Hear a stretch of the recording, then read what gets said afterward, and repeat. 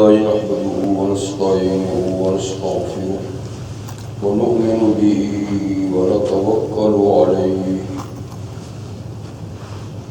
ونعوذ بالله من شرور أنفسنا ومن سيئات أعمالنا من يهده الله فلا مضل له ومن يضلل فلا هادي له ونشهد أن لا إله إلا الله وحده لا شريك له ونشهد أن سيدنا وسندنا ونبينا وشفيعنا وحبيبنا ومولانا محمد صلى الله تعالى عليه وعلى آله وأصحابه وأزواجه وأتباعه وبارك وسلم تسليما كثيرا كثيرا. أما بعد فأعوذ بالله من الشيطان الرجيم. بسم الله الرحمن الرحيم.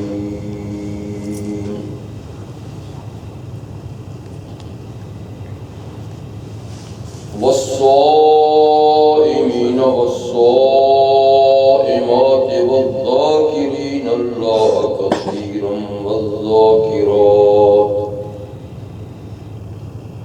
أعد الله لهم مغفرة وأجرا عظيما. وقال الله تبارك وتعالى في مقام آخر: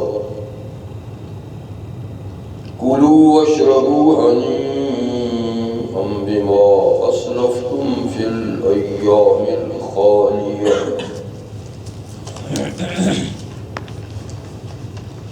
وعن أبي هريرة رضي الله تعالى عنه عن النبي صلى الله عليه وسلم قال: أفضل الصيام بعد شهر رمضان شهر الله الذي تدعونه المحرم، وأفضل الصلاة بعد الفريضة قيام الليل. رواه مسلم.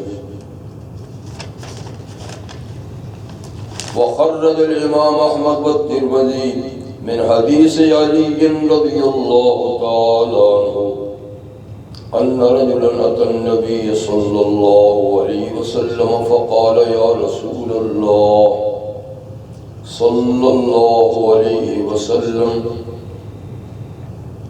أخبرني بشهر أصومه بعد شهر رمضان.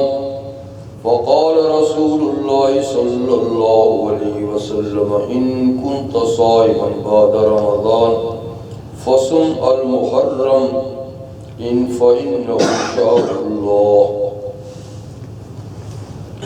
وفيه يوم تاب الله فيه على قوم ويتوب على آخرين.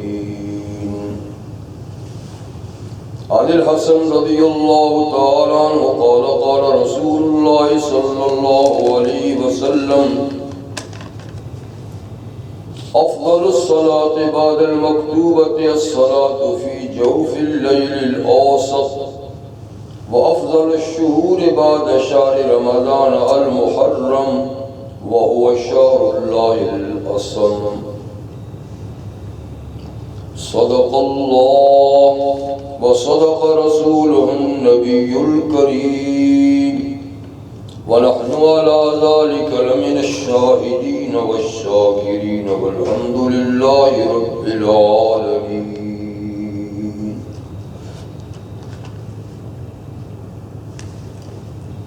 واجب احترام حضرات، میں نے سورۃ الاحزاب کی ایک آیہ کریمہ کا حصہ اور سورہ الحاقہ سے بھی ایک آیہ کریمہ کا حصہ کیا، اور اسی مناسبت سے 3 حدیثیں نبی کریم صلی اللہ علیہ وسلم کی آپ کے ساتھ پڑھی گئی۔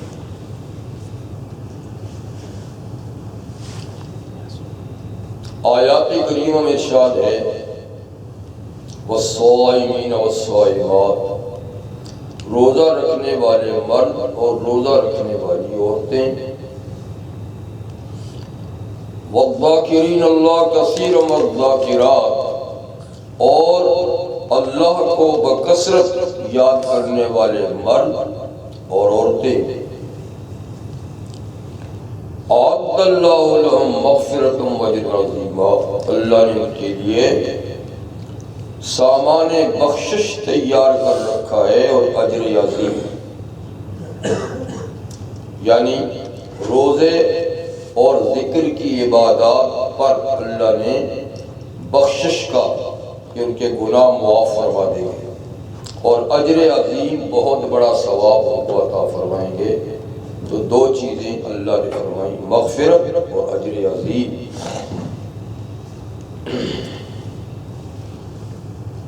دوسری آیہ کریمہ میں ارشاد فرمایا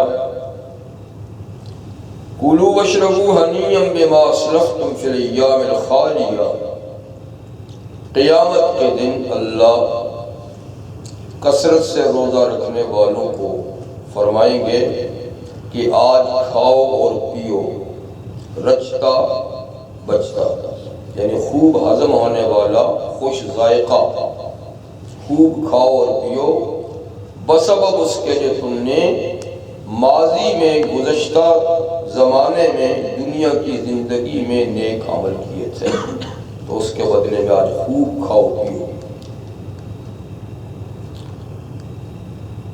نبی کریم صلی اللہ علیہ وسلم کے ارشادات گرامی میں سے پہلا ارشاد ہے بروایت ابو ہریرہ رضی اللہ تعالیٰ عنہ کہ آپ نے فرمایا بہترین روزے رمضان المبارک کے فرض روزوں کے بعد اللہ کے اس مہینے کے روزے ہیں جس کو تم محرم کہتے ہو، اور بہترین نماز فرض نمازوں کے بعد رات کا قیام ہے، تہجد کی نماز ہے۔ اس حدیث کو امام مسلم نے روایت کیا ہے۔ اللہ کی مہربانی سے محرم کا مہینہ سٹارٹ ہو گیا ہے، پتہ نہیں آج 2 تاریخ ہے یا پہلی ہے، 2 ہے، تو آج 2 محرم ہے، اور محرم کے مہینے سے اسلامی سال یعنی چاند کے مہینوں سے سال کا آغاز ہوتا ہے، تو یہ سال کا پہلا مہینہ ہے جس کی 2 تاریخیں ہیں۔ چاند اور سورج کے حساب سے الگ الگ کیلنڈر ہیں۔ سورج کے حساب سے جو کیلنڈر ہیں سال کا آغاز جنوری سے ہوتا ہے، اور چاند کے کیلنڈر سے محرم سے ہوتا ہے، اور یہ تاریخی اسلام سے پہلے سے چلی آ رہی ہے، اور اسلام نے اس کو برقرار رکھا، یعنی مہینے کا آغاز پہلے سے بھی محرم سے ہوتا تھا اور اب بھی محرم سے ہی ہوتا ہے۔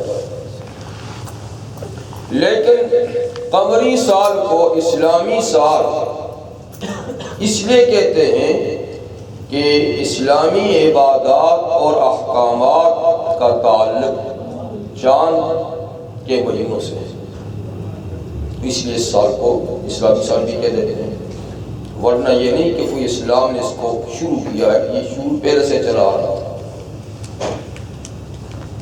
پھر اسلامی سال یا قمری سال جو ہے،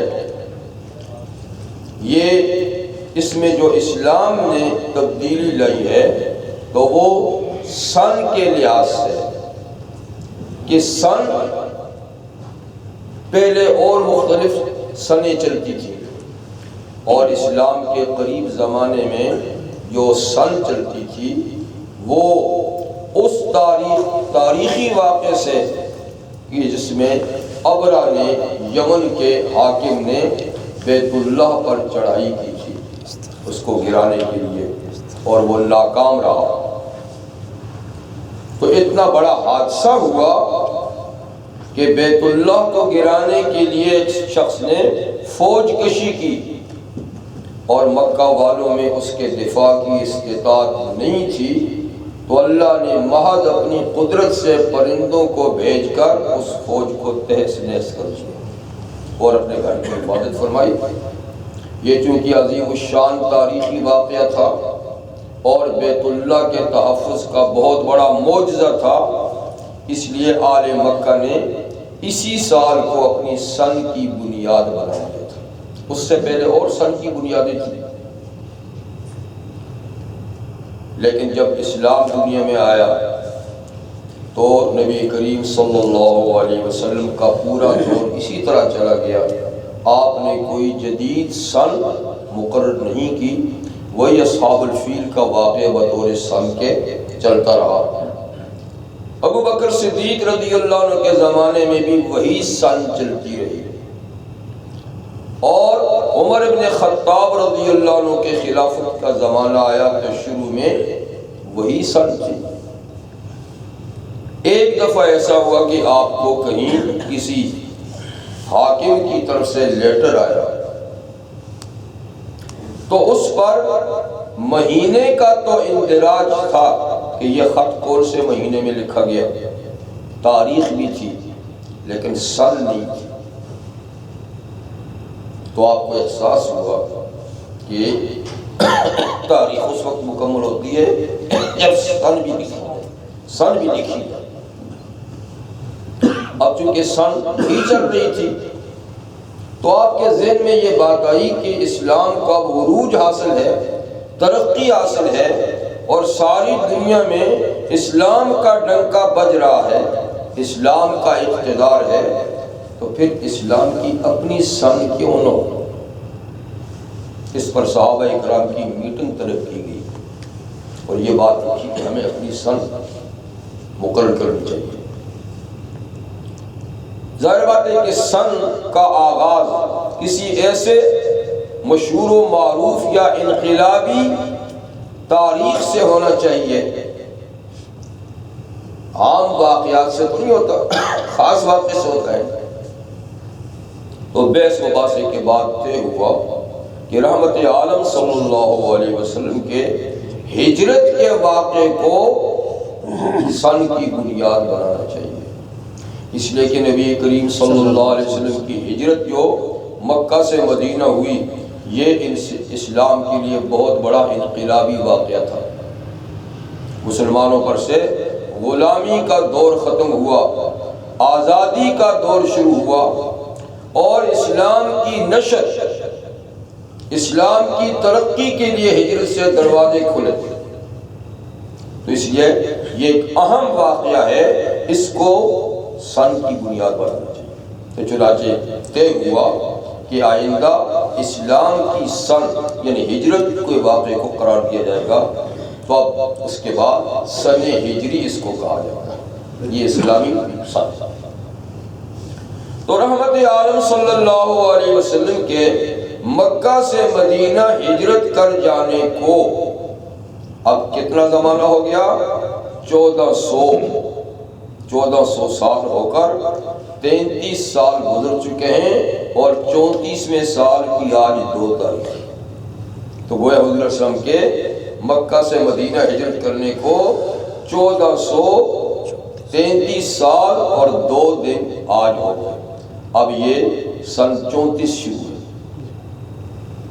یہ تو واقع ہجرت کی بات تھی۔ تو خیر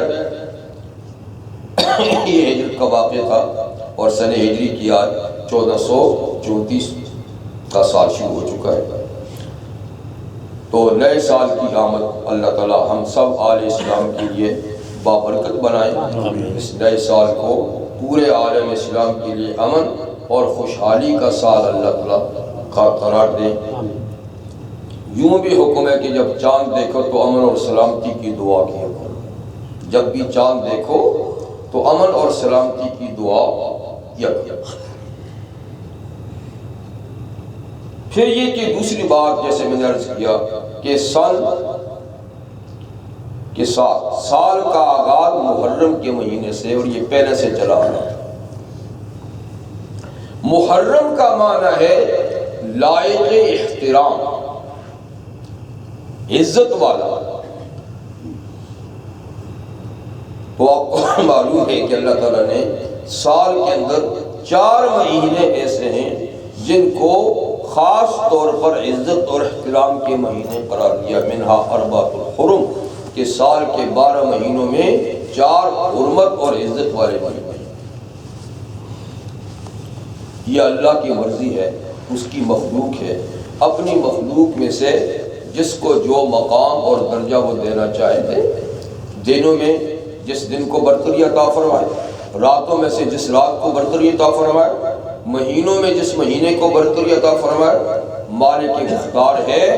اور کسی کو یہ کہنے کا حق نہیں کہ یہ فلاں مہینے کو برتری کیوں نہیں دی، اس کو کیوں نہیں دی، اس لیے کہ رب کا یخلق ما یشاء و یختار، آپ کا پروردگار پیدا کرتا ہے تو پیدا کرنے میں بھی کسی سے پوچھتا نہیں ہے۔ پھر یختار، اور پیدا کرنے کے بعد بعض مخلوق کو بعض دوسری مخلوق پر برتری عطا فرماتا ہے، پسندیدگی عطا فرماتا ہے، اس میں بھی کسی کو کہنے کی مجال نہیں کہ ایسا کیوں کیا۔ تو یہ اللہ کی حکمت ہے۔ تو 4 مہینے سال کے باعث برکت اور باعث احترام ہیں، ان میں ایک محرم ہے۔ پھر یہ کہ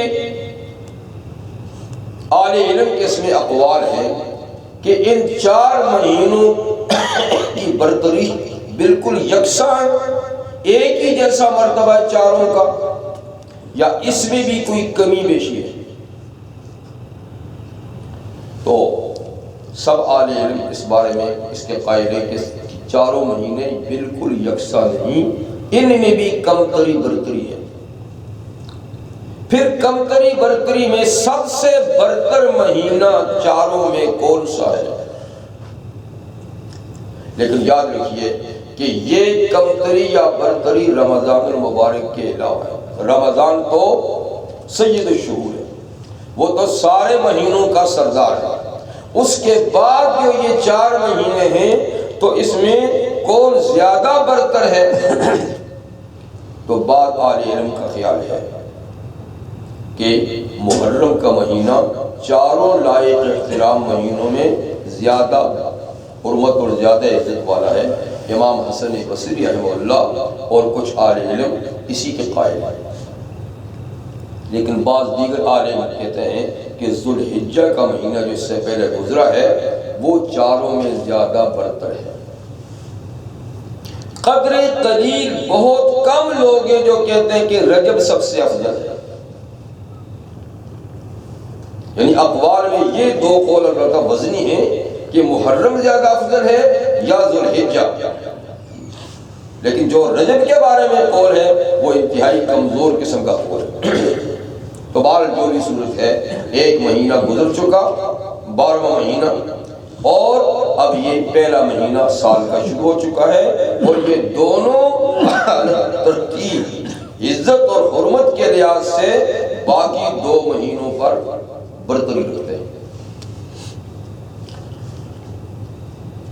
محرم الحرام کا مہینہ جو سال کا پہلا مہینہ لائق احترام مہینوں میں ایک قابل احترام مہینہ ہے۔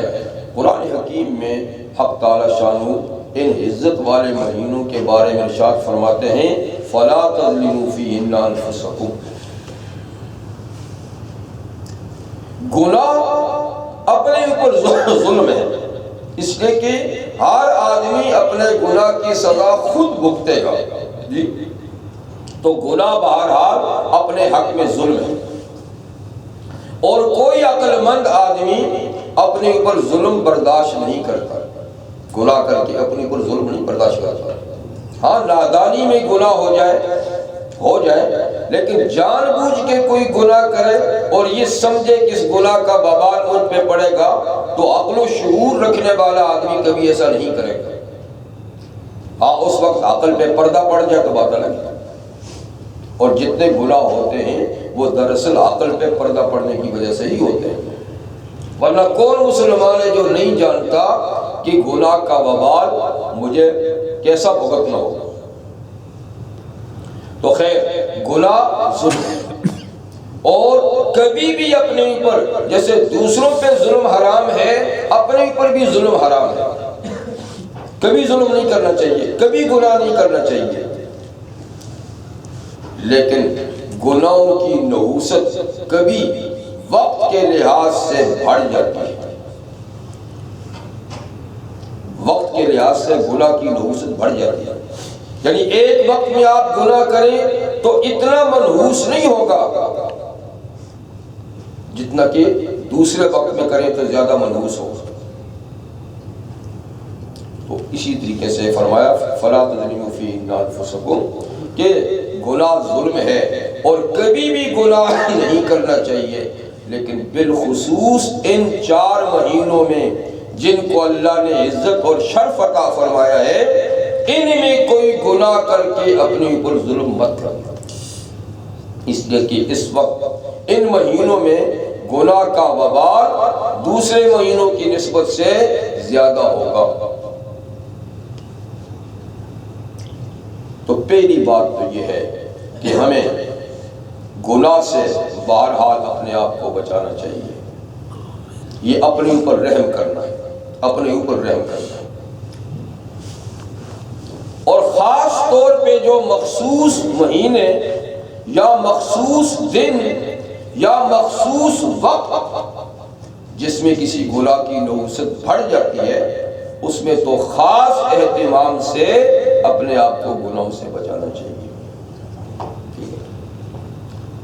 تو ان مہینوں میں اللہ نے فرمایا کہ گناہ سے بچو۔ پہلی بات تو یہ کہ گناہ سے اپنے آپ کو بچائیں، یہ سب سے بڑی نیکی ہے کہ گناہ سے بچائیں۔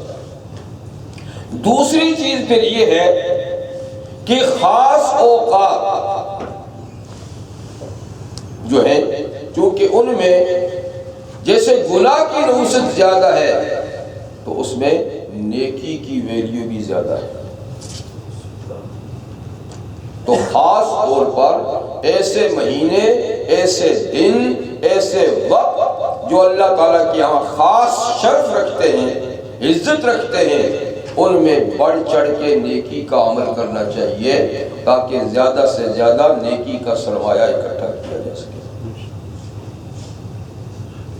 تو اسی سلسلے میں نے رحمت عالم صلی اللہ علیہ وسلم کے کچھ ارشاد گرامی آپ کو سنائے، جن میں پہلی حدیث ابو ہریرہ رضی اللہ عنہ سے مروی ہے۔ فرماتے ہیں کہ آقا مدنی صلی اللہ علیہ وسلم نے ارشاد فرمایا کہ افضل الصیام بعد شہر رمضان، روزے کی عبادت کے سلسلے میں فرمایا کہ روزے کی عبادت میں سب سے افضل ترین مہینہ تو رمضان کا مہینہ ہے، جس میں روزہ فرض ہے، اور فرض عبادت تو سب سے آگے ہوتی ہے۔ لیکن اس کے بعد فرمایا کہ رمضان کے روزوں کے بعد نفلی روزوں کے لحاظ سے بہترین وقت وہ محرم کا مہینہ ہے، محرم کا مہینہ۔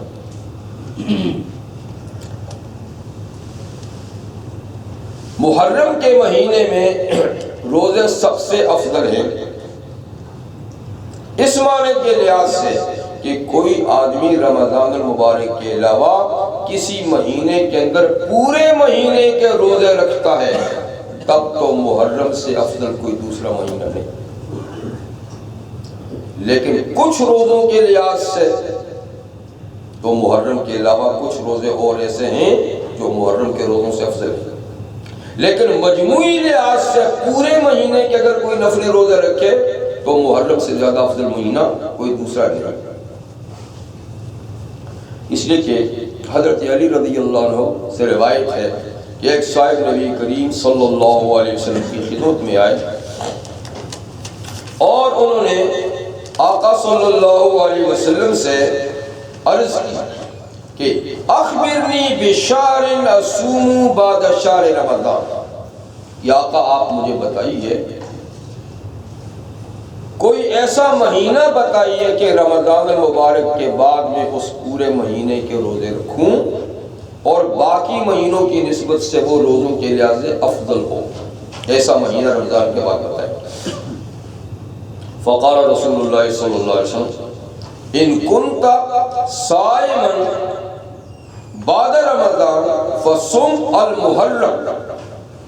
تو رحمت عالم صلی اللہ علیہ وسلم نے فرمایا میاں اگر تو رمضان المبارک کے بعد کسی مہینے کے روزے رکھنا چاہتا ہے نا تو پھر محرم کے مہینے میں روزے رکھ۔ کیوں؟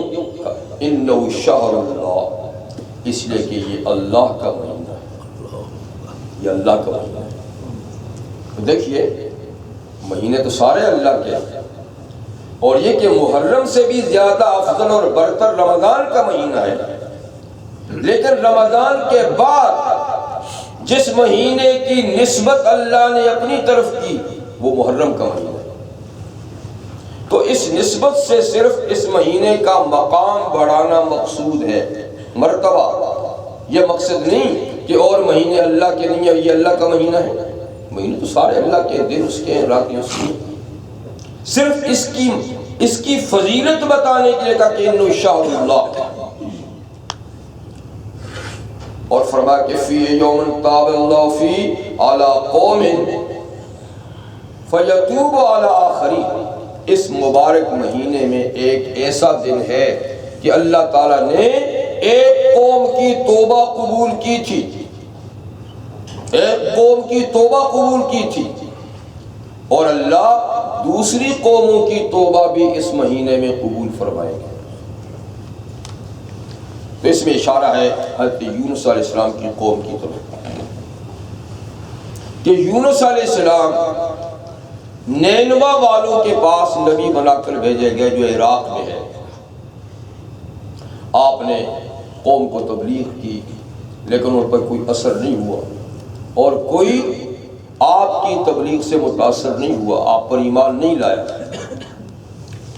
آخر اللہ کے نبی نے ان کو اللہ کے عذاب سے ڈرایا کہ دیکھو تم اللہ کی بات نہیں مانو گے تو اللہ کا عذاب آئے گا، جیسے کہ اللہ تعالیٰ کا دستور پچھلی امتوں میں رہا ہے، تو اس قانون اور دستور کے مطابق تم پر بھی عذاب آئے گا۔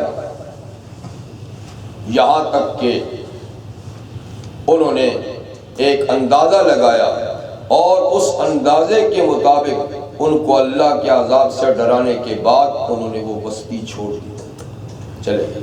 یہ بھی اللہ تعالیٰ کا ایک قانون ہے کہ نبی کے ہوتے ہوئے اللہ عذاب نہیں بھیجتے، پہلے نبی کو وہاں سے نکال دیتے ہیں یا ان کے تحفظ کے لیے کوئی اسباب پیدا کر دیتے ہیں، تب قوم پہ عذاب آتا ہے۔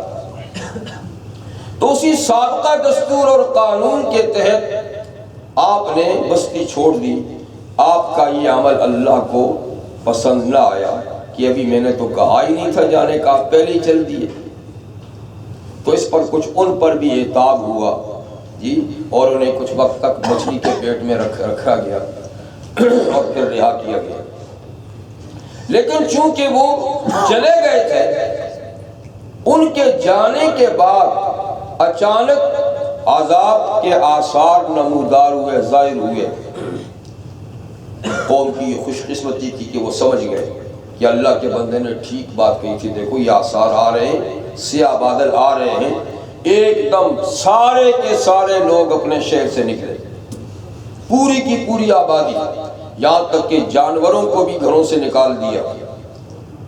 تو بچوں، جانوروں، ساری چیزوں کو لے کر میدان میں نکلے اور خوب اللہ کے سامنے گڑ گڑائے، عاجزی کی، سچی توبہ کی۔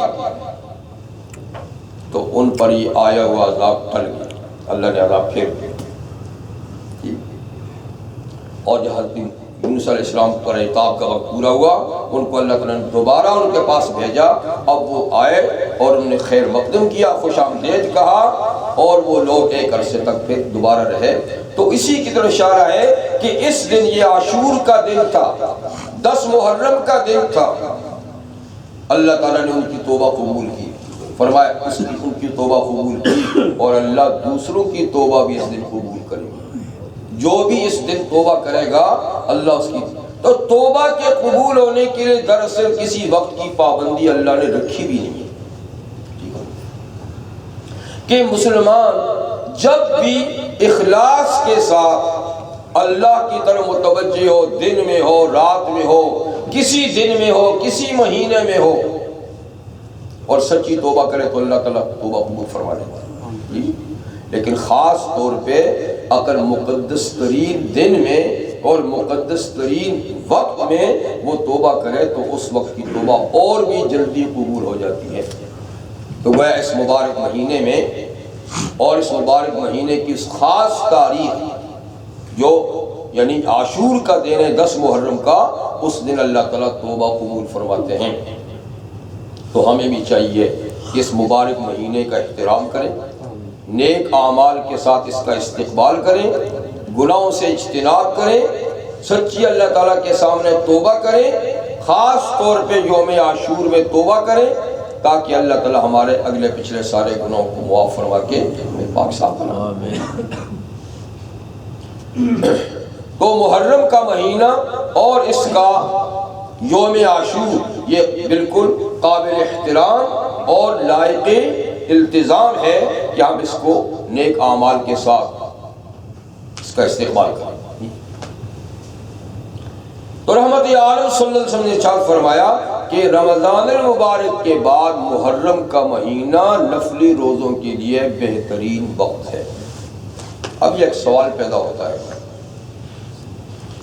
کہ خود رحمت عالم صلی اللہ علیہ وسلم نے تو محرم کے پورے مہینے کے روزے نہیں رکھے، خود نہیں رکھے، بلکہ آپ نے صرف 10 محرم کا روزہ رکھا، یوم عاشور کا روزہ رکھا، بلکہ زندگی کے آخری سال میں آپ نے اس خواہش کا اظہار کیا کہ آئندہ سال اگر میں زندہ رہا تو 10 تاریخ کے ساتھ 9 کا روزہ بھی رکھوں گا۔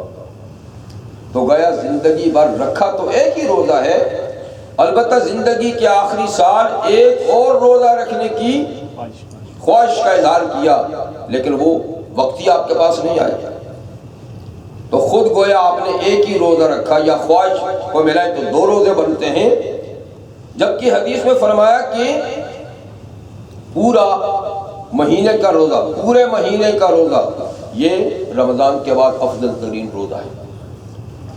تو دراصل بات یہ ہے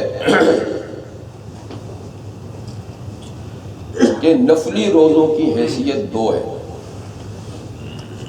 ایک مطلقاً نفلی روزے اور ایک وہ نفلی روزے جو فرض روزوں سے آگے پیچھے ہیں، ایک وہ نفلی روزے جو رمضان سے آگے پیچھے ہیں اور ایک وہ جو رمضان سے آگے پیچھے نہیں ہے باقی پورے سال میں ہے۔ ان دونوں میں فرق ہے،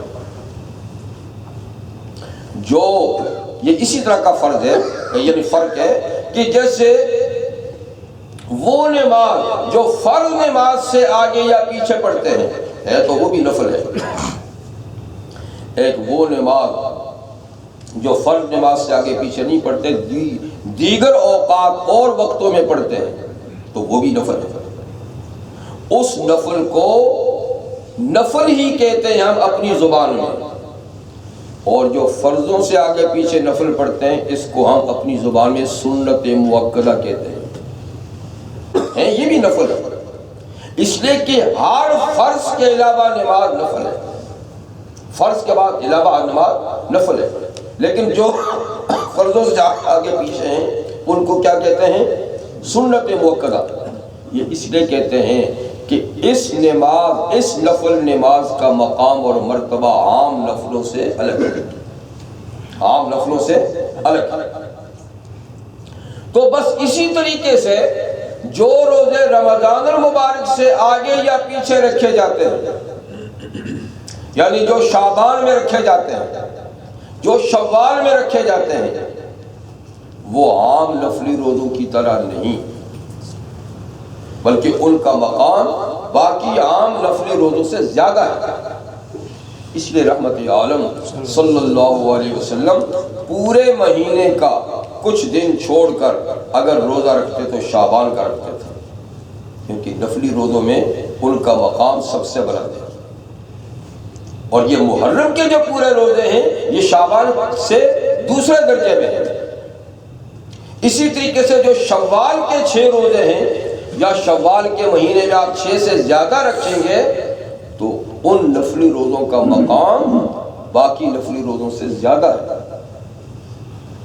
اسی لیے حضرت اسامہ بن زید رضی اللہ عنہ نے نبی کریم صلی اللہ علیہ وسلم، یعنی وہ پہلے حرمت والے مہینوں میں روزہ رکھتے تھے، حرمت والے یعنی ذوالقعدہ، ذوالحجہ، محرم، رجب، ان مہینوں میں روزہ رکھتے تھے۔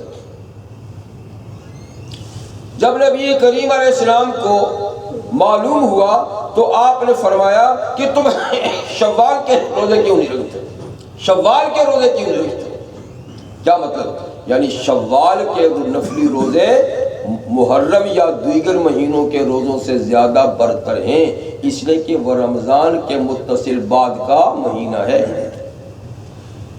تو حضرت اسامہ نے باقی روزے چھوڑ کر پھر شوال کے پورے روزے رکھنے شروع کر دیے۔ تو یہ بات یاد رہے کہ شعبان یا شوال کے نفلی روزے یہ عام نفلی روزوں سے زیادہ برتر ہیں۔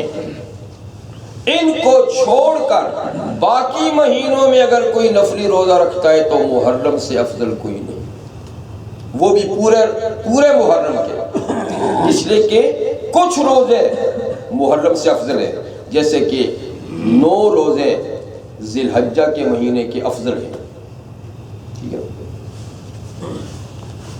9 روزے ذی الحجہ کے مہینے کے افضل ہیں، لیکن پورا مہینہ آپ رکھیں تو پورا مہینہ پھر افضل کیا ہے؟ محرم کا مہینہ۔ تو یہ ایک بات، اور دوسری حضور صلی اللہ علیہ وسلم نے ارشاد فرمایا کہ افضل الصلاۃ بعد المکتوبہ، فرض نمازوں کے بعد افضل ترین نفلی نماز کون سی نماز ہے؟ رات کی نماز، تہجد کی نماز۔ لیکن یہ بھی موقدہ سنتوں کے علاوہ، جو موقت سنتیں فرضوں سے آگے پیچھے، وہ تہجد کی نماز سے بھی افضل ہے، لیکن ان کو چھوڑ کر پھر تہجد کی نماز عام نفلی نمازوں سے افضل ہے۔ سمجھے بات؟ تو ایک یہ بات ہوئی۔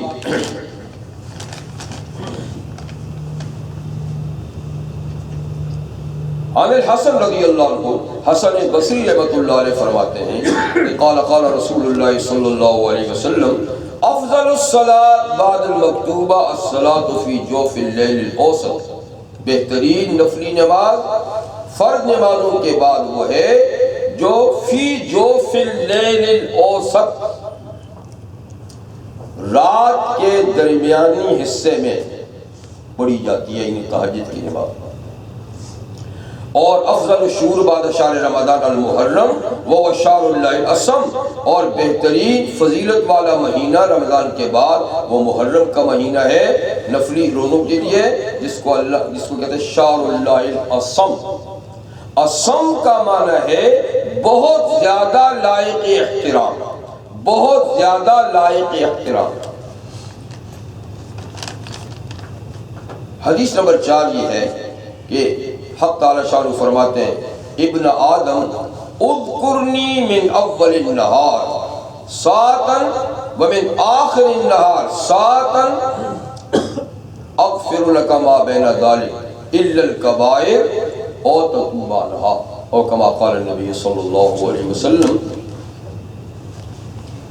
یہ حدیث قدسی ہے، یعنی اللہ تعالیٰ براہ راست فرماتے ہیں کہ اے ابن آدم اذکرنی فی اول النہار، دن کے آغاز میں، دن کے شروع کے وقت میں مجھے یاد کر۔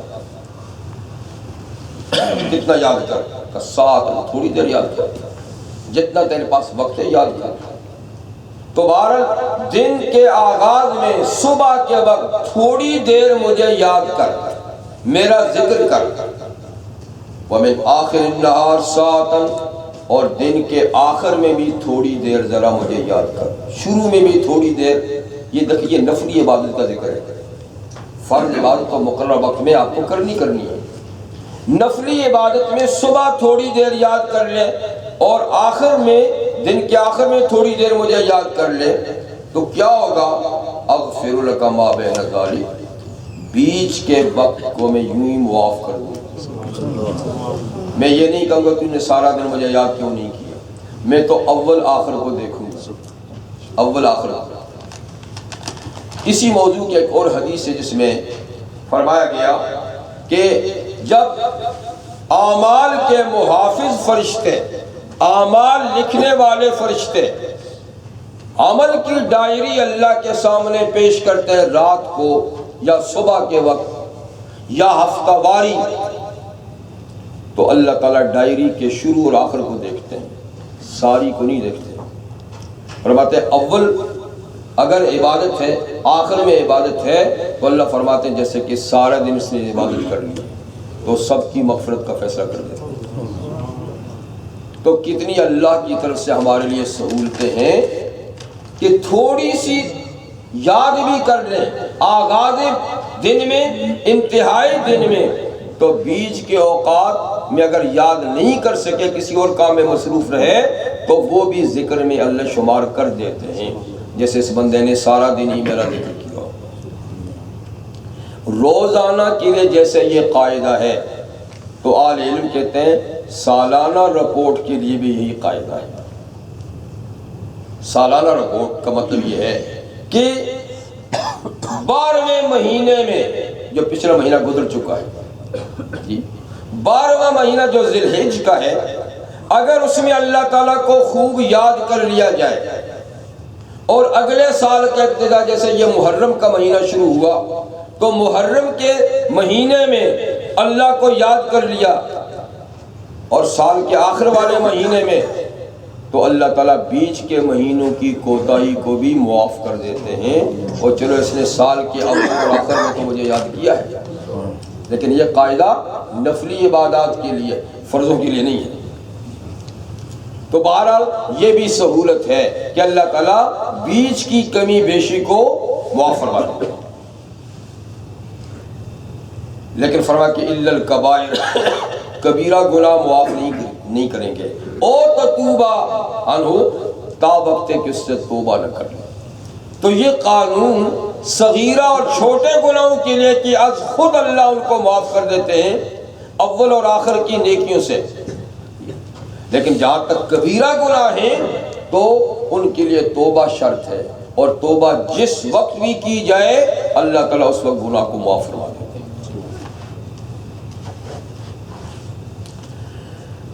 حدیث نمبر 5، مسند احمد میں یہ حدیث ہے، نبی کریم صلی اللہ علیہ وسلم سے مروی ہے کہ من صام یوما ابتغاء وجہ اللہ تعالی، جو شخص، دیکھیں اس میں اس حدیث کے اندر جس روزے کا ذکر ہے یہ کسی خاص مہینے سے متعلق نہیں، خاص دن کے روزے سے متعلق نہیں، بلکہ ایک عام جنرل بات ہے کہ کسی بھی دن کوئی آدمی ایک روزہ اللہ کی رضا کے لیے رکھ لے، نفلی روزہ، کسی بھی دن، کسی بھی مہینے میں، تو کیا ہوگا؟ لیکن شرط یہ کہ ابتغاء وجہ اللہ، اللہ کی رضا اس روزے سے مقصود ہو، کسی کو دکھانا مقصود نہ ہو، شہرت مقصود نہ ہو، سنانا مقصود نہ ہو، فقط اور فقط اللہ کو راضی کرنا مقصود ہو. تو کیا ہوتا ہے؟ ایک نفلی روزے سے کیا ہوتا ہے؟ بعد اللہ من نار جہنم کبود غراب طار وهو فرخ حتی مات حرما، او کما قال النبی صلی اللہ علیہ وسلم. ایک روزے کا اتنا بڑا اجر و ثواب ہے کہ اللہ اس شخص کو جہنم کی آگ سے اتنا دور کر دیتے ہیں جیسا دور کا سفر کوے کا ہو جی، کہ کوا اڑان کرے، پرواز کرے، اڑے، اور وہ ابھی بچہ ہے، کوا ابھی اس نے اڑنا سیکھا ہے اور وہ اڑے، یہاں تک کہ اڑتے اڑتے اڑتے اڑتے بوڑھا ہو کر مر جائے. تو وہ کتنی اڑان کرے گا؟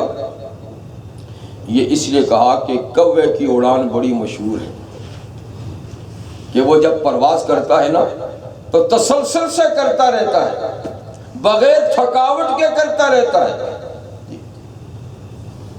اور پھر یہ کہ اس کی عمر بھی مشہور ہے کہ بڑی لمبی عمر پاتا ہے۔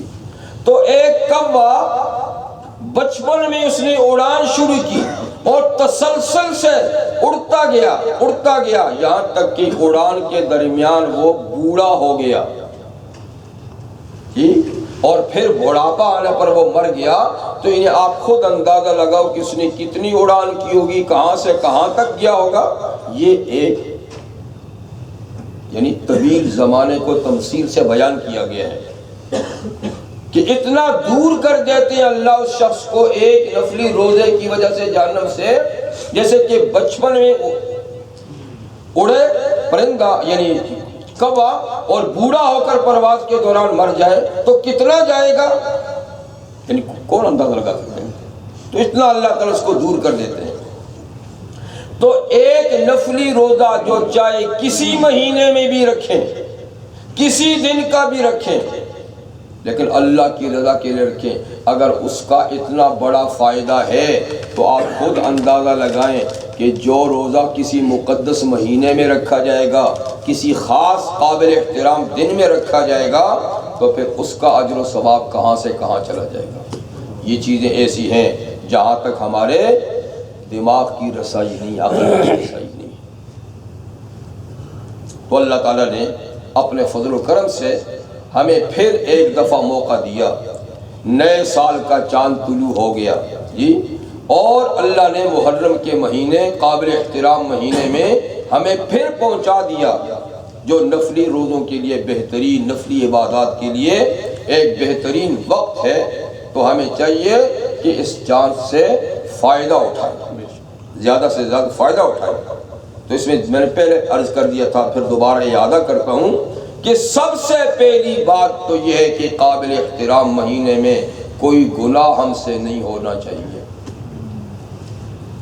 نیکی کریں، یہ سعادت کی بات ہے، خوش نصیبی کی بات ہے، اجر و ثواب کمانے کی بات ہے، ضرور کریں، لیکن گناہ سے بچنے پر زیادہ زور دیں، اور گناہوں سے بچنے کے بعد پھر جتنا ممکن ہو سکے نیک اور صالح اعمال کریں۔ اور نیک اور صالح اعمال میں جس حدیث میں دو چیزیں بتائیں، ایک نفلی روزہ اور دوسری چیز نفلی نمازوں میں رات کی نماز، رات کی نماز۔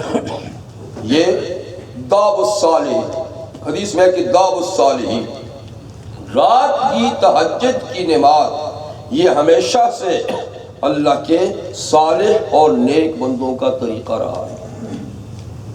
جتنے بھی اللہ کے نیک بندے دنیا میں گزرے ہیں وہ شب کی نماز ضرور پڑھا کرتے تھے، اور جو شب کی نماز پڑھتا ہے وہ دن کی نماز کا ضرور پابند ہوتا ہے۔ تو نماز کی پابندی لازمی بات ہے، فرائض کی خصوصی طور پہ پابندی کی جائے، اور جتنا وقت ہمیں ملے اس کو نیک اعمال کے اندر صرف کریں، اس لیے کہ زندگی اور زندگی کی چہل پہل، زندگی کی رونقیں بالکل عارضی ہیں، کسی وقت بھی زندگی کا چراغ گل ہو سکتا ہے۔ پچھلے ہفتے کی بات ہے، ہمارے ایک عزیز ٹیکسی ڈرائیور جی، یوں تو اس قسم کے واقعات بارہا سنے ہیں، لیکن جو ظالمانہ سلوک اس بیچارے کے ساتھ ہوا یہ اس سے پہلے شاید نہیں سنا۔ شوٹ بھی کیا گیا جی، اور پھر گاڑی میں ڈال کے گاڑی کو آگ بھی لگا دی گئی، اور یوں بیچارے کو کوئلہ بنا۔ تو وہ جب گھر سے نکلے ہوں گے صبح، ان کے ذہن میں یہ بات ہوگی، اسی تمنا سے گئے ہوں گے کہ کچھ کما کے لاؤں گا، شام کو گھر آؤں گا، لیکن وہ گھر نہ آ سکے، اور اب تک گھر والے اس کا چہرہ بھی نہیں دیکھ سکے، دوست بھی نہیں دیکھ سکے۔ یہ زندگی ہے۔ تو کسی کی زندگی کا کوئی بھروسہ ہے؟ کچھ پتہ نہیں، کچھ بھی ہو سکتا ہے۔ جب ایک ایسی ناپائیدار چیز لیے ہم گھومتے پھرتے ہیں تو ہمیں ہر وقت اس وقت کے لیے تیار رہنا چاہیے جس میں کامیابی یا ناکامی کا دار و مدار ہے۔ صبح اٹھیں، نماز پڑھیں، اللہ کو یاد کریں، سابقہ گناہوں سے معافی مانگیں اور اس وقت پابرکاب ہوں اور اپنے کام کے لیے روانہ ہوں، کیا کہ ہو سکتا ہے کہ واپس نہ آ سکیں۔ شام ہے تو صبح کی امید نہیں، اور صبح ہے تو شام کی امید نہیں۔ تو اس لیے برادران محترم، اللہ نے جو وقت دیا ہے، جو سانس دیے ہیں، تو اس کو قیمتی بنانے کی کوشش کریں، گناہوں سے اپنے آپ کو بچائیں، تائب ہوں اللہ کی طرف، تاکہ جو مستقبل کی یعنی پائیدار زندگی ہے، وہ اس ناپائیدار زندگی کی وجہ سے ہم اس کو ضائع نہ کر دیں۔ تو اس عزیز ساتھی کے لیے ایک تو یہ کہ سب حضرات دعا کریں، اللہ تعالیٰ ان کی مغفرت فرمائے۔ ویسے بظاہر بیچارے بڑے نیک آدمی تھے، بڑے شریف آدمی تھے، متشرع آدمی تھے، لیکن پھر بھی اللہ بہتر جانتا ہے ہر آدمی کے اعمال کو۔ اگر ان سے کوئی زندگی میں کوتاہی ہوئی، غفلت ہوئی، گناہ ہوئے، اللہ تعالیٰ ان کو معاف فرما دے، اللہ تعالیٰ کے نیک اعمال کو قبول فرمائیں، اور اللہ تعالیٰ جنت فردوس میں اعلیٰ مقام ان کو عطا فرمائیں، اس لیے کہ وہ بظاہر شہید ہیں۔ بظاہر میں اس لیے کہتا ہوں کہ شہادت کا دار و مدار زندگی کے آخری عمل پہ ہے۔ آخری عمل کا ہمیں نہیں پتا کہ ان کے ساتھ کیا ہوا، ان کی زبان سے کیا نکلا، اللہ بہتر جانتا ہے، لیکن ظاہر حالت یہ ہے کہ وہ ایک اچھے آدمی تھے، مظلوم مارے گئے۔ تو دیکھیے، شہادت یہ بہت بڑا اعزاز ہے۔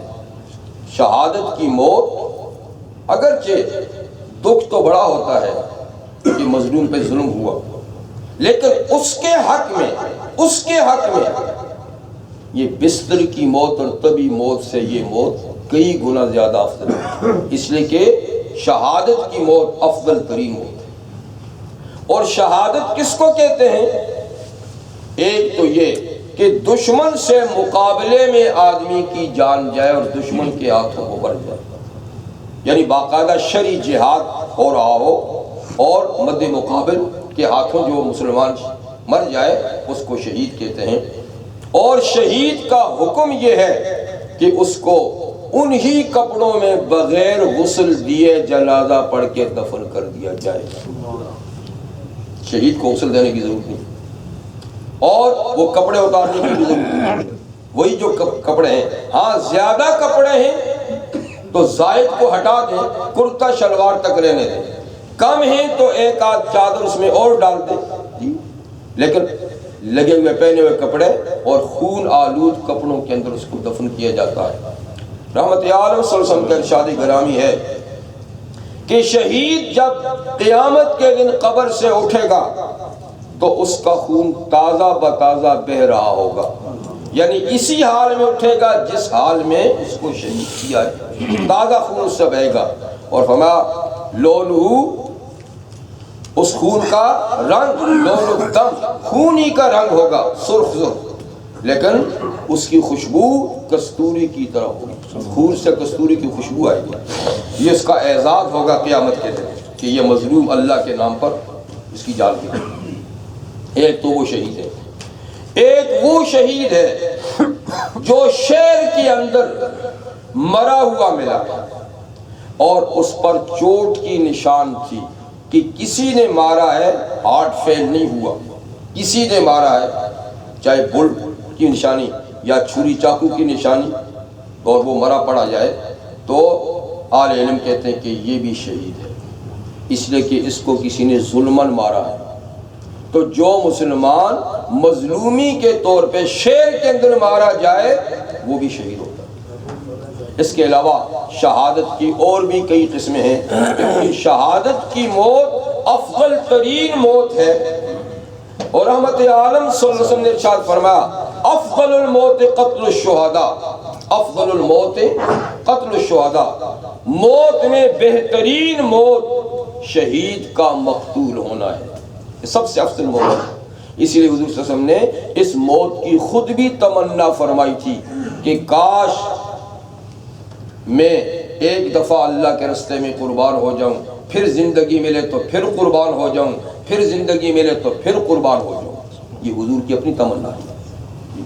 تو افضل موت قتل شہداء ہے، چونکہ یہ بہترین موت ہے، اسی لیے سرور کون صلی اللہ علیہ وسلم نے اللہ تعالیٰ سے دعا فرمائی کہ اس قسم کی موت تو دشمن سے مقابلے ہی میں آ سکتی ہے، اور دشمن سے ہر وقت تو مقابلہ ہر مسلمان کا نہیں ہوتا، کبھی جہاد کا موقع ہو تو ایسا ہوتا ہے۔ اس لیے میری امت کے تو بہت کم لوگ پھر شہید ہوں گے، تو اے اللہ میری امت کی شہادتوں میں اضافہ فرما دے، کچھ اور موتیں بھی ایسی ہوں جو شہادت کا درجہ رکھیں دشمن کے علاوہ۔ تو حضور صلی اللہ علیہ وسلم کی اس تمنا کو اللہ تعالیٰ نے پورا فرمایا، اور کئی ایسی بیماریاں ہیں کہ جس بیماری میں آدمی مر جائے تو اللہ نے فرمایا کہ یہ شہادت کی موت ہے۔ جیسے فرمایا جو آگ میں جل گیا وہ شہید ہے، جو پانی میں ڈوب کے مر گیا وہ شہید ہے، ایکسیڈنٹ ہو گیا مر گیا تو شہید ہے۔ فرمایا جو پیٹ کی بیماری سے مر گیا تو شہید ہے، جو خاتون زچگی کے اندر مر گئی وہ شہید ہے۔ تو اس طرح کئی ایک موتیں اللہ تعالیٰ نے بتائیں کہ جو مسلمان ان موتوں کے اندر بھی مر گیا ان اسباب کے تحت تو شہادت کا ثواب ان کو بھی دوں گا۔ تو بہرحال یہ تو شہادت کا ثواب ہے، لیکن جو باقاعدہ شہید ہو ہی جاتے ہیں دشمن کے ہاتھوں تو ان کے لیے الگ قوانین بھی ہیں کہ ان کو بغیر غسل دیے ہوئے انہی کپڑوں کے اندر دفن کرو۔ تو خیر عزیز کا انتقال ہو گیا، چھوٹے چھوٹے ان کے بچے ہیں، اللہ بچوں کا رکھوالا ہے، بیوی کا بھی رکھوالا ہے، ظاہر بات ہے ان کی تو کوئی ایسی بات نہیں، بس یہ ہے کہ جانے والے کہ اللہ ساری خطائیں غلطیاں معاف فرما دے، نیک اعمال کو شرف قبولیت سے نواز دے، درجات کو بلند فرمائے، اور ان کے لواحقین کو اللہ تعالیٰ صبر جمیل اور صبر جمیل پہ اجر جزیل عطا فرمائے، اور ساتھ میں یہ بھی دعا کریں کہ ان کی لاش ابھی تک نہیں ملی تو اللہ تعالیٰ کوئی ایسے اسباب پیدا فرما دیں کہ وہ جلد از جلد ان کی لاش کو ورثاء کے حوالے کریں تاکہ ان کی تدفین بھی ہو جائے۔ وآخر دعوانا الحمدللہ رب العالمین۔